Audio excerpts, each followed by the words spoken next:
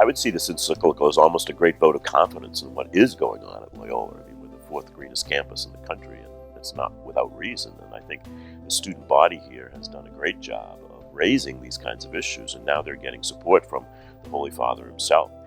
But I think the types of green initiatives that we have here on campus with the Institute of Environmental Sustainability, with the whole biodiesel project, Loyola is really way ahead of the curve, but I think the rest of the colleges have to catch up with us.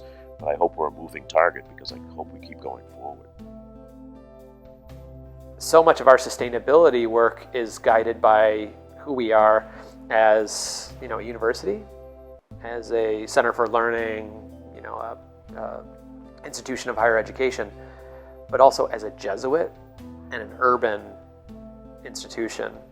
And that piece is really important at the fundamental role of who we are and why we do sustainability. It's great to see that Loyola has made such a commitment to environmental sustainability.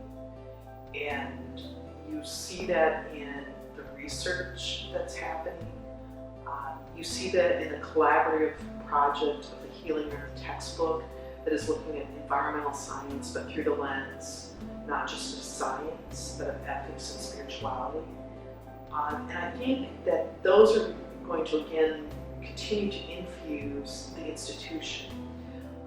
We're right now looking at our carbon footprint and trying to think about ways of how we can pay that forward, and look at ways of how it's not just reducing our energy consumption, but what could be alternative means of energy use that are renewable sources. What I'd also like to see us do at the university is think about how we can impact people at the margins, both in our own neighborhoods in the Chicago region, but also people at the margins internationally. Perhaps our immersion trips could incorporate some ecological restoration in areas that are very much devastated. For example, in the Philippines, they have suffered several typhoons, one after the other, and those areas have been deforested by the water eroding away the tropical rainforests, and then they get enormous landslides which just cover up entire villages. We have a lot of resources, and we have a lot of knowledge, and we have a lot of students that really want to try to reach out and help other people. And this is a terrific idea, I think, that Sister Jean brought to me. Could we make these immersion trips, expand them from being 1 week long to a whole semester, so that it becomes more like a study abroad immersion, if you will, but get students into these areas for a semester at a time, or maybe even a semester plus a summer, so maybe 8 months, where they can really get into the community and really help to affect change in a positive way. So that's something that we're working on now.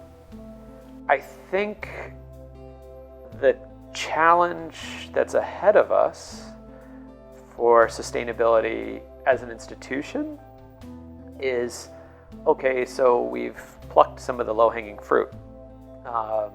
We've done some of the things that make economic sense, but we need to do more. We need to ask more questions. We need to ask not just what the encyclical asks us to do as an institution, but really what we ask of each other. We can say we're the most environmentally sustainable university in the world, and it doesn't change our actual impact on the land, our actual impact on the atmosphere in our community. We need to have a very honest conversation about our self-portrayal as leaders in environmental sustainability.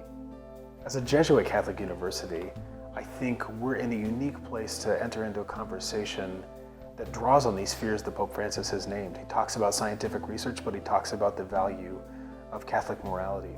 So as a place that studies and espouses both of those things, I think we're in a unique position to be able to foster a conversation in our student body here in the Chicago community and beyond about how faith and reason, science and Christianity can work together toward integrated and complex solutions to what are very complex problems.